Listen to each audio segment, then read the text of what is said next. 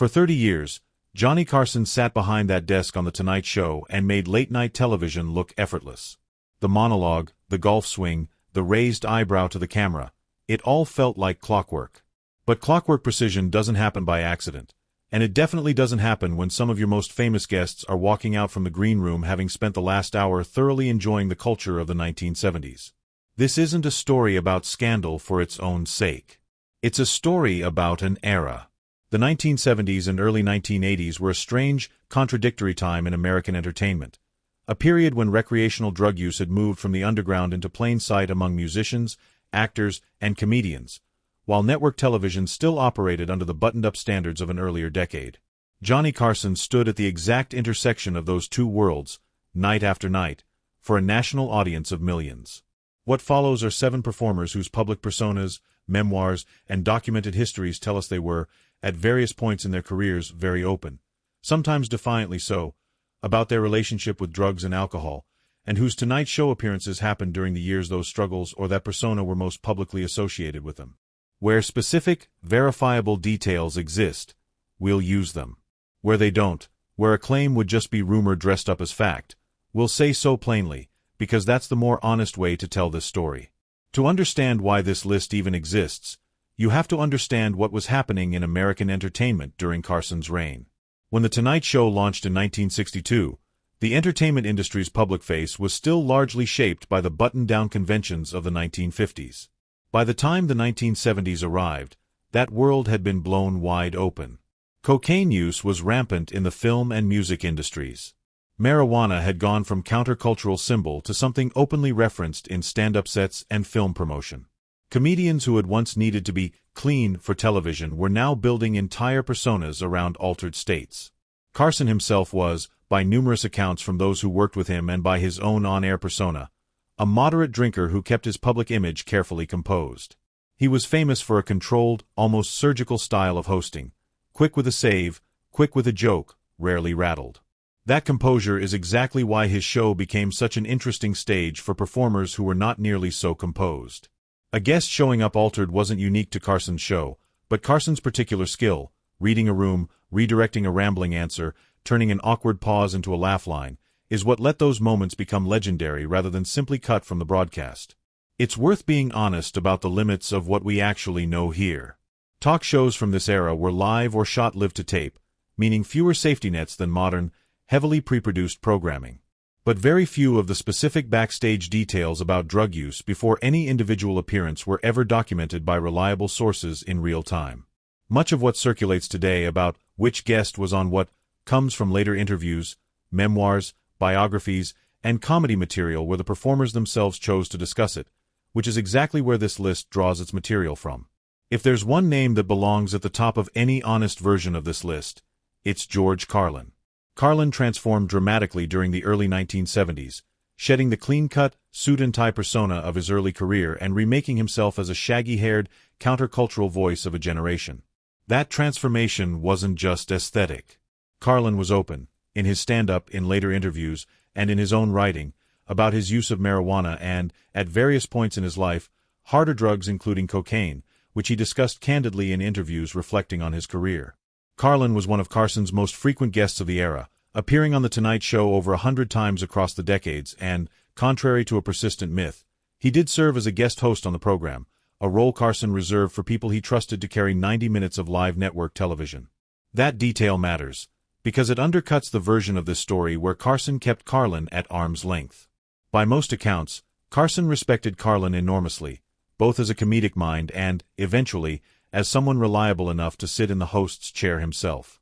What made Carlin's public relationship with substance use different from almost everyone else on this list is that he built it into his art rather than hiding it.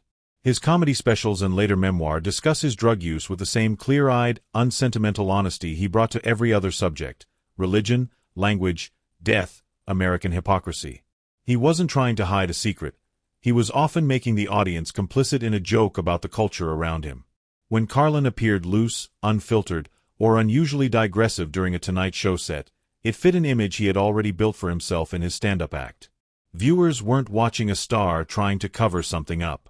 They were watching a performer whose whole persona had become inseparable from the countercultural attitude of the era, cannabis included. Carson's approach to Carlin, by every account of the two men's decades-long professional relationship, was one of genuine creative respect. He gave Carlin room to riff, let bits run long when they were working, and treated him as one of the sharpest comedic minds to ever sit in that chair, high-concept material and all. Richard Pryor's relationship with cocaine is one of the most thoroughly documented substance use stories in American entertainment history, almost entirely because Pryor chose to document it himself. In his 1995 memoir, Pryor Convictions and Other Life Sentences, Pryor wrote with brutal candor about the scale of his addiction during the height of his fame in the 1970s, describing years in which his cocaine use escalated dramatically and eventually contributed to the devastating 1980 accident in which he was critically burned while freebasing.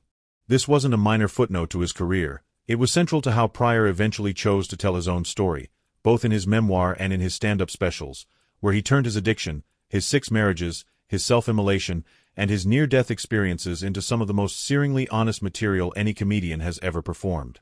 Critics who reviewed his memoir noted just how far that book's raw, painful honesty was from the polished, late-night friendly version of Pryor that audiences saw chatting with Johnny Carson.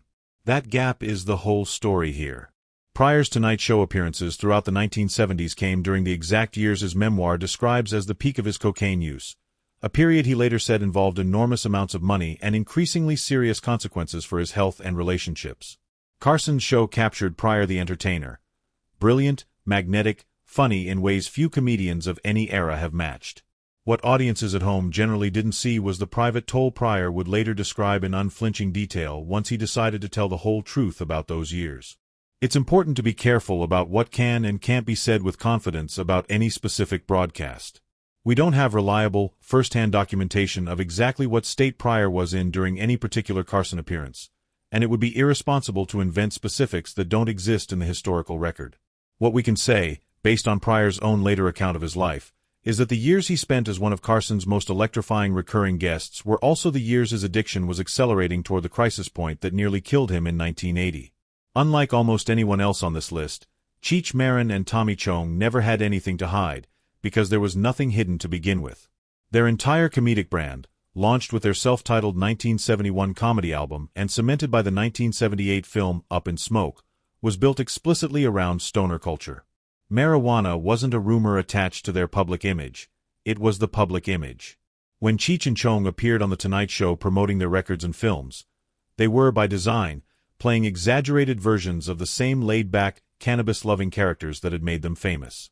Carson, known for his talent at playing straight man to almost any kind of guest, found natural comedic footing with a duo whose whole act was built on unhurried, free-associating dialogue. It's a different dynamic than most of the other entries on this list. There was no tension between the public Cheech and Chong and the private Cheech and Chong, because the act and the persona were, by their own admission over the years in various interviews, not far removed from reality. That transparency is part of why their appearances read so differently in hindsight than someone like Pryor's or Capote's. Nobody watching Cheech and Chong on Carson's couch in 1978 needed insider information to understand what they were about. The joke was right there in the marketing.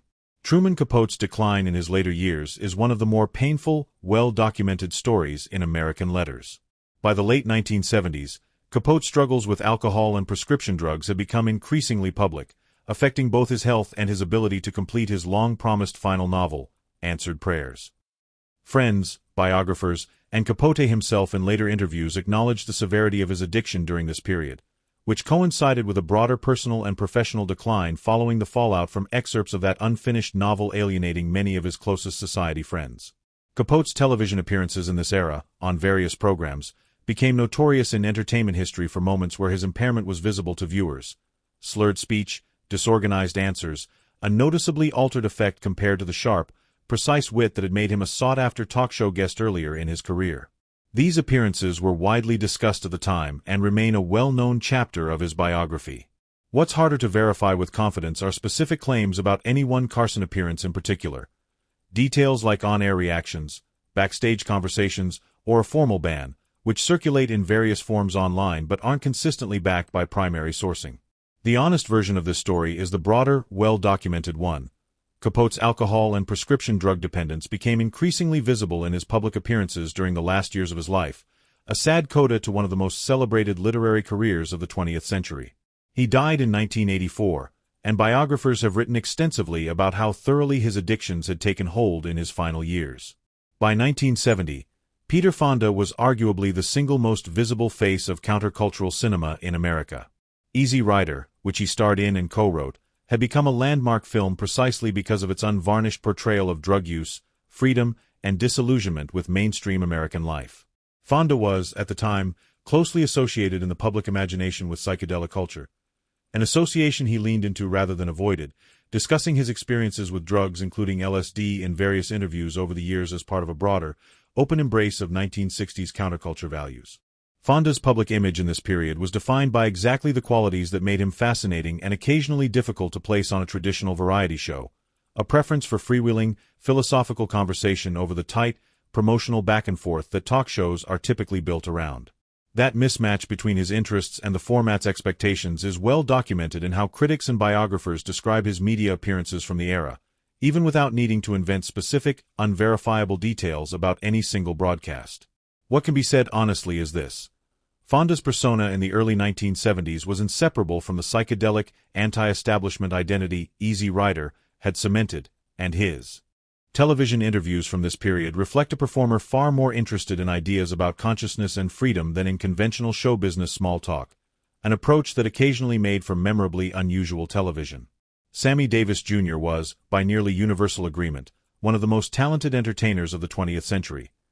A singer, dancer, actor, and impressionist whose range across mediums has rarely been matched. He was also, as he acknowledged candidly in his own later writing, someone who struggled with cocaine addiction during the 1970s, a period that coincided with significant financial pressure and personal turmoil. Davis wrote about his substance use and its consequences in his memoirs, describing years in which his lifestyle carried steep personal and financial costs. Davis was a Tonight Show regular and one of Carson's most beloved recurring guests across decades, someone Carson repeatedly praised for his sheer range of talent. His energy on camera, the rapid-fire storytelling, the constant motion, the seemingly boundless charisma, was, by most accounts, simply who Sammy Davis Jr. was as a performer long before the 1970s. Attaching every high-energy appearance to substance use would be both unfair and unverifiable. What's fair to say, based on Davis's own later candid account of that decade, is that the years he was one of Carson's most reliably electric guests were also years in which he was privately dealing with a cocaine addiction he wouldn't fully discuss with the public until years later. Looking at these 7 performers together, a pattern emerges that says as much about the culture of the 1970s as it does about any individual guest. Substance use in entertainment during this period wasn't a hidden scandal waiting to be uncovered. For several of the people on this list, it was already part of the public conversation, whether through their own comedy material, their memoirs, or their well-known public personas. Carson's genius as a host wasn't in exposing or moralizing about any of it. It was in his ability to keep a live broadcast entertaining and coherent regardless of who was sitting across from him, drawing out the best version of a guest's performance while the cameras rolled. What's just as important, though, is being honest about where the documented record ends and speculation begins. Many versions of this story that circulate online lean heavily on invented backstage dialogue, unnamed former producers, and specific incidents that don't hold up to scrutiny. The real story doesn't need embellishment. George Carlin's own writing about his drug use, Richard Pryor's unsparing memoir, Sammy Davis Jr.'s candid later reflections, Truman Capote's well-documented decline, and the countercultural personas of Peter Fonda and Cheech and Chong are already fascinating enough on their own, a genuine window into an entertainment industry and a country working through a cultural shift in real time, night after night, under the bright lights of NBC's Studio One. That's the more interesting story anyway. Not a single scandalous night, but 3 decades of a very controlled host managing a very uncontrolled era. One guest, one segment, one perfectly timed joke at a time.